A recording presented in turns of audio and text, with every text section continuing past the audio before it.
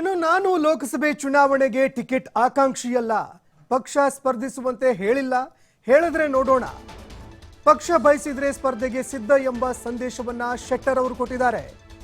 ಸಿದ್ದರಾಮಯ್ಯನವರು ಹುಟ್ಟುಹಬ್ಬಕ್ಕೆ ನನಗೆ ಶುಭ ಕೋರಿದ್ರು. ಸಹಜವಾಗಿಯೇ ಪ್ರದೀಪ್ ಶೆಟ್ಟರ್ ಕೂಡ ಆ ಸಂದರ್ಭದಲ್ಲಿ ಮನೆಗೆ ಬಂದಿದ್ರು. ಹುಬ್ಬಳ್ಳಿಯಲ್ಲಿ ಮಾಜಿ ಸಿಎಂ ಜಗದೀಶ್ ಶೆಟ್ಟರ್ ಅವರು ಹೇಳಿಕೆ ಕೊಟ್ಟಿದ್ದಾರೆ. ಪಕ್ಷ ಈವರೆಗೆ ಇದಕ್ಕೆ ಸಂಬಂಧಪಟ್ಟಂತೆ ಸ್ಪಷ್ಟಪಡಿಸಿಲ್ಲ. ಹೀಗಾಗಿ ಲೋಕಸಭೆ ಚುನಾವಣೆಗೆ ನಿಲ್ಲುವ ವಿಷಯಕ್ಕೆ ಸಂಬಂಧಪಟ್ಟಂತೆ ಹುಬ್ಬಳ್ಳಿಯಲ್ಲಿ ಇನ್ನು ಸಹಜವಾಗಿ ಹುಟ್ಟುಹಬ್ಬ ಇರೋದ್ರಿಂದಾಗಿ ಪ್ರದೀಪ್ ಶೆಟ್ಟರ್ ಮನೆಗೆ ಬಂದಿದ್ರು.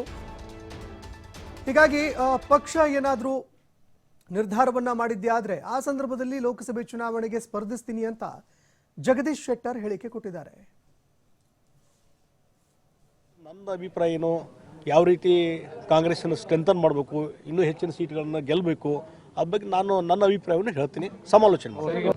ಮತ್ತು ಮುಖ್ಯಮಂತ್ರಿ ಸಿದ್ದರಾಮಯ್ಯವರು ಸದ್ಯಕ್ಕೆ ಬಂದು ಒಂದು ಹುಟ್ಟುಹಬ್ಬ ಮತ್ತು ಬ್ರೇಕ್ಫಾಸ್ಟ್ ಬರಬೇಕಂತ ಅವ್ರಿಗೆ ಯಾವಾಗಲೂ ಹೇಳ್ತಿದ್ದೆ. ಅದಕ್ಕೆ ಬೆಳಗ್ಗೆ ಬ್ರೇಕ್ಫಾಸ್ಟ್ಗೂ ಬಂದರು ಮತ್ತು ವಿಶ್ ಮಾಡಿನೂ ಹೋಗಿದ್ದಾರೆ. ಹೀಗಾಗಿ ಅವರಿಗೆ ಅಭಿನಂದನೆ ಸಲ್ಲಿಸ್ತೀನಿ. ನಾನು ಇಲ್ಲ, ನಾನು ಫಸ್ಟ್ ಬೇಸಿಕ್ಕಾಗಿ ಆಸ್ಪರೆಂಟು ಅಲ್ಲ. ಹೀಗಾಗಿ ಲೋಕಸಭಾ ಎಲೆಕ್ಷನ್ನು ಮತ್ತೊಂದು ಯಾವುದೂ ಅವರು ವೈಯಕ್ತಿಕವಾಗಿ ನಾನು ಕೂಡ ಚರ್ಚೆಯನ್ನು ಮಾಡಿಲ್ಲ. ಪಕ್ಷದವರು ಇನ್ನೂವರೆಗೆ ಚರ್ಚೆ ಮಾಡಿಲ್ಲ. ಪರ್ಸನಲಿ ವೈಯಕ್ತಿಕವಾಗಿ ನಿಲ್ಲಬೇಕು ಅನ್ನುವಂಥದ್ದು ನನಗೆ ಇದೂ ಇಲ್ಲ, ಆಸ್ಪರೆನ್ಸು ಇಲ್ಲ.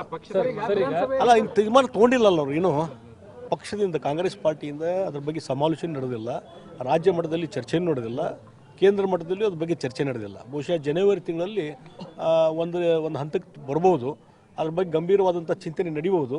ಆ ಸಂದರ್ಭದಲ್ಲಿ ನನ್ನ ಅಭಿಪ್ರಾಯ ಏನು, ಯಾವ ರೀತಿ ಕಾಂಗ್ರೆಸ್ಸನ್ನು ಸ್ಟ್ರೆಂಥನ್ ಮಾಡಬೇಕು, ಇನ್ನೂ ಹೆಚ್ಚಿನ ಸೀಟ್ಗಳನ್ನು ಗೆಲ್ಲಬೇಕು, ಅದ್ರ ಬಗ್ಗೆ ನಾನು ನನ್ನ ಅಭಿಪ್ರಾಯವನ್ನು ಹೇಳ್ತೀನಿ, ಸಮಾಲೋಚನೆ ಮಾಡ್ತೀನಿ. ಮತ್ತು ಮುಖ್ಯಮಂತ್ರಿ ಸಿದ್ದರಾಮಯ್ಯ